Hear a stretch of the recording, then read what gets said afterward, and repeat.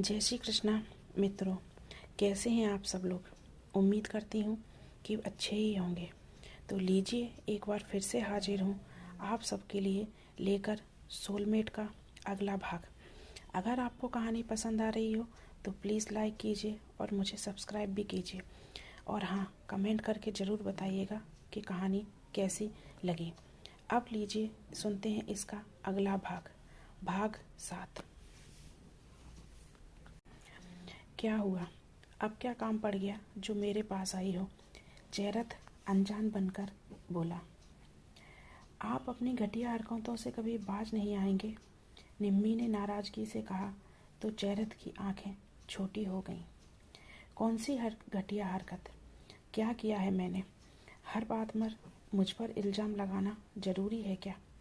अच्छे से और प्यार से ही तो बुलाने गया था तुम लोगों को, पर तुम लोगों के नखरे हैं कि कम होने का नाम ही नहीं लेते। जयरथ ने मुंह बनाकर कहा। देखिए जयरथ भैया, हालांकि आपको भैया कहने का मन नहीं करता और ना ही आप इस रिश्ते के लायक हो, पर फिर भी क्योंकि हम सालों एक ही घर में रहे हैं, एक ही परिवार का हिस्सा रहे हैं, इसलिए आपसे आखिरी बार कह रही हूँ, प्लीज़ मुझसे, मेरी बहन से और मेरे पापा से दूर रहिए, वरना अंजाम अच्छा नहीं होगा, निम्रत ने नाराज़गी से कहा। ओह, धमकी! क्या कर लोगे वरना तुम लोग? जयरथ ने हंसकर कहा। अभी आपने देखा ना आपके दोस्त का क्या हाल किया, और अगर दोबारा कोई भी हरकत हुई तो इस बार मैं कुछ नहीं करूँगी, बल्कि सीधे पुलिस कंप्लेन करूँगी, और फिर आप संभालते रहिएगा, निम्रत ने कहा और जाने लगी। पर फिर वापस से मुड़कर उसकी तरफ देखा। आपने जो भी सिम्मी के साथ किया, उस बात को हम लोग देखकर भी अनदेखा कर गए, सिर्फ और सिर्फ इसलिए क्योंकि वह अपना परिवार था। पर इस बार आपकी कोई भी गलती बर्दाश्त नहीं की जाएगी भैया, फिर चाहे आप उसे शराब के नशे का बहाना दें या कोई और बात कहें। और हाँ, याद रखिएगा, अब आपका सामना निम्रत से होगा, सुधाकर की बड़ी बेटी निम्रत से। और आप बहुत अच्छे से जानते हो, निम्रत ने ना ही हारना सीखा है और ना ही किसी को अपने ऊपर हावी होने देना। बचपन से देखते आए हो आप, और बहुत अच्छे से समझते हो मुझे। आखिर बचपन से मेरे हाथों मार जो खाते हुए आए हो, पर अब तो सुधर जाओ और कुछ लिहाज करो, निम्रत ने उंगली दिखाते हुए कहा। तो जयरथ का चेहरा कठोर हो गया। वह मार खेलने में खाई है, समझी, और वो भी अपनी बहन समझकर। जयरथ बेइज्जती से तिलमिला उठा। नहीं भैया, वह सिर्फ खेलने में खाई हुई मार नहीं थी। जब भी आपने गलतियां की हैं, तब तब आपने मेरे हाथ से मार खाई है। जब जब आपने मिसबिहेव किया है और बदतमीजी की है, तब तब आपने मेरे हाथों से मार खाई है। भले आप उम्र में मुझसे बड़े हैं, पर आपने ना ही कभी उम्र का लिहाज रखा है और ना ही कभी रिश्ते का। पर अब मेरी बर्दाश्त की हद हो चुकी है। अब अगर आपके कारण मेरे पापा, मेरी बहन या फिर मुझे कोई भी तकलीफ़ हुई तो मैं भूल जाऊंगी कि आप बड़े पापा के बेटे हो, समझे आप? निम्रत ने उसे उंगली दिखाते हुए कहा और तुरंत अपनी स्कूटी लेकर निकल गई। जयरथ ने गहरी सांस ली और आंखों में गुस्सा उतर आया। मुझसे दुश्मनी लेकर तुम्हें कुछ नहीं मिलेगा निम्रत, आखिर घूम फिरकर तुम लोगों को वापस आना ही पड़ेगा मेरे घर में, और मैं भी देखता हूँ कि कैसे नहीं आते तुम लोग वहाँ वापस रहने। अगर एक बार ठान लिया है मैंने तो वो मैं करके रहता हूँ, और चाचा जी की पूरी संपत्ति पर सिर्फ और सिर्फ मेरा अधिकार है, फिर चाहे वह उनकी दुकान हो, उनका मकान हो या उनकी खूबसूरत बेटियाँ, जयरथ ने खुद से ही कहा, और एक कुटिल मुस्कुराहट उसके चेहरे पर आ गई। घूमते घामते जयरथ अपने घर पहुंचा तो उसके पापा का उसे देख मुंह बिगड़ गया। अब क्या कांड करके आया है? जयरथ के पापा ने गहरी सांस ले हल्की नाराजगी से कहा। ओह, तो चुगली हो चुकी है मेरी, और आपकी लाडली ने खबर दे दी है मेरे बारे में, जयरथ ने भी व्यंग्यात्मक हंसी के साथ कहा। किसी ने कोई चुगली नहीं की है, पर तेरी सूरत बता रही है कि आज तूने फिर कोई ना कोई हरकत की है, जयरथ के पापा ने उसकी तरफ देखकर कहा। आपको हमेशा मैं ही गलत क्यों लगता हूँ पापा? जयरथ का गुस्सा एकदम से बढ़ गया। गलत लगते नहीं हो, तुम गलत हो। तेरे कारण मेरे लक्ष्मण जैसा भाई मुझसे अलग हो गया, मेरी बच्चियां मुझसे दूर हो गईं, सिर्फ और सिर्फ तेरे कारण। ये घर जो कि अब तक एक था, आज तेरे कारण 2 टुकड़ों में बंट गया है। और सबसे बड़ी बात, सुधाकर और उन बच्चियों ने अब कभी भी यहाँ न आने का फैसला किया है। जयरथ के पापा ने दुखी होकर कहा, यही बात तो तकलीफ देती है मुझे कि आज भी वो लोग आपके अपने हैं और मैं पराया।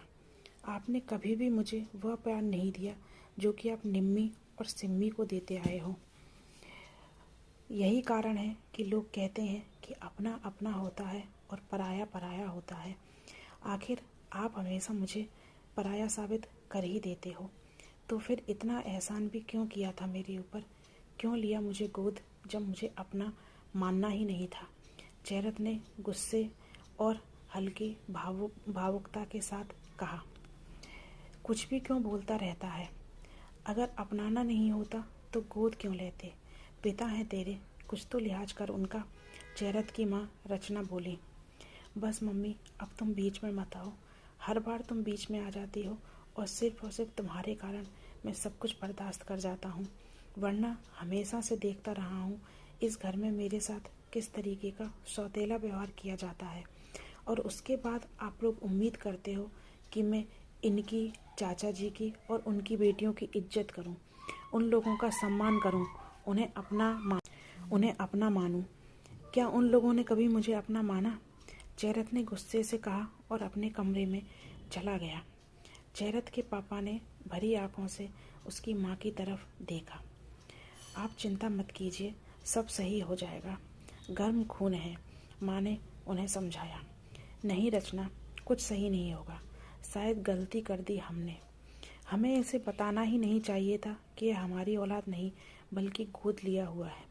जिस दिन इसे बताया कि यह हमारी औलाद नहीं बल्कि तुम्हारे भाई का बेटा है और हमने इसे गोद लिया है, इसका हमारे प्रति न सिर्फ नज़रिया बदला बल्कि इसका व्यवहार भी बदल गया है।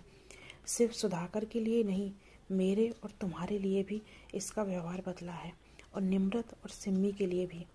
निम्रत और सिमरन को तो अब यह अपनी बहन मानता ही नहीं, जबकि पहले तो ऐसा नहीं था। जब से इसने यह बात जानी है कि यह इस घर का खून नहीं है, इस घर का बेटा नहीं है, इसकी सोच और इसका नज़रिया एकदम से बदल गया है।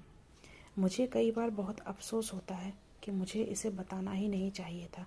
जयरथ के पापा दुखी होकर बोले, खुद को दोष मत दीजिए, हम भी मजबूर हो गए थे।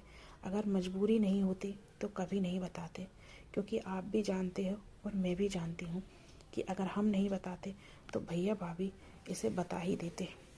जवान बेटे को देख नीयत बदल गई उनकी और भूल गए अपना किया हुआ वादा, और साथ ही साथ ये भी कि हमने जयरथ को कानूनी रूप से गोद लिया है। अब उन्हें अपना हक जमाना है, क्योंकि एक बड़ा लड़का जो दिख रहा है, जवान बेटा जो कि बुढ़ापे में उनकी मदद करेगा, उनका सहारा बनेगा। रचना ने दुखी होकर कहा, पता तो एक ना एक दिन चलना ही था, पर इसका असर इस तरीके का होगा नहीं सोचा था। बस भगवान उसे बुद्धि दे, क्योंकि अब और गलतियां शायद ना ही मैं बर्दाश्त कर पाऊँ और ना ही सुधाकर और ना ही उसकी बेटियां। जयरथ के पापा मोहन जी ने गहरी सांस लेकर कहा, पर अब उनके हाथ में कुछ भी नहीं था।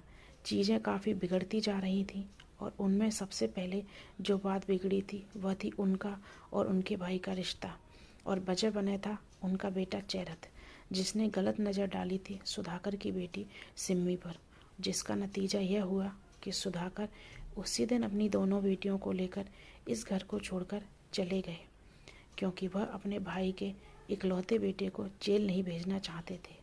पर साथ ही साथ जिस घर में उनकी बेटियों का सम्मान न हो और जिस घर में उनकी बेटियों पर गलत नज़र डाली जाए, उस घर में रहना भी उन्हें बर्दाश्त नहीं हुआ था। तो दोस्तों, आप सुन रहे हैं सोलमेट मेरे साथ। कहानी कैसी लगी बताइएगा ज़रूर, और मुझे सब्सक्राइब करना मत भूलिएगा। धन्यवाद।